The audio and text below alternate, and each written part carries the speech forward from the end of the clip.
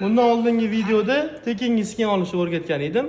Endi bu videoda o'sha tekinga olgan skinlarimizni qanaqa qilib Steamga o'tkazishni ko'rsataman. Kelinglar.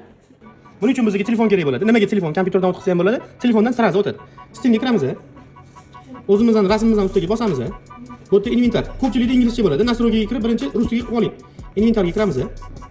Inventarga kirganda приложение обмена chiqadi. O'shani ustiga bosamiz. Mana bu yerda ko'k narsa yonib turibdi, tepada uchta chiziq. O'shani bosamiz. Кто может отправить мне приложение обмена degan narsa bor. O'shani ustiga bosamiz. Pastga tushsak, soздать ссылку.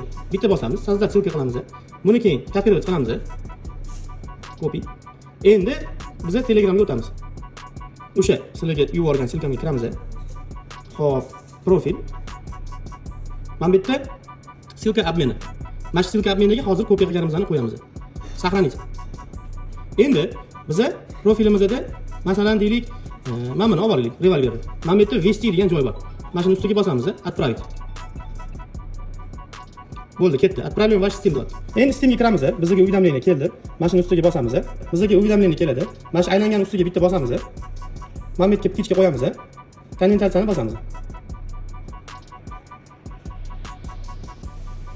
Подтвердить и ввести приложение. Принять обмен. Endi mana bu yerda qabul qilamiz. Keldi.